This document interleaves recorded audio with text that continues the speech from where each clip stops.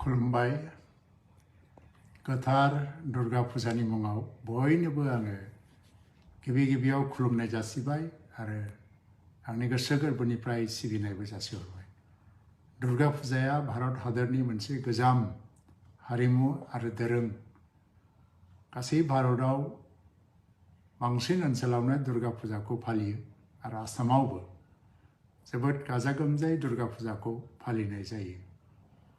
बयनिबो जिबनाव गोजोन फैथों, जौगानाय फैथों, बेनि थाखाय जों बयबो आरज गाबो। बे दुर्गा फुजानि समाव जाहाथे जोंनि गेजेराव गोजोन थासारि थायो आरो बयबो दुर्गा देवीखौ फुजा खालामनो फैनाय सुबुंफोरा गावनि गोसो बायदियैनो गोजोन थासारिनि गेजेराव आरज गाबफैनायनि खाबु मोनो। बिनि थाखायबो आङो इसोरनि खाथियाव आरज गाबो। मिजिंथियो बयनिबो जिउआव फैगौ समाव गोजोन फैगोन, जौगाखांनाय फैगोन। दुर्गा मोदायजोनि आशीर्बादाव जों बयबो आलो गोजोनैनो जिउ खांनो हागोन होननानै आं मिजिंथियो।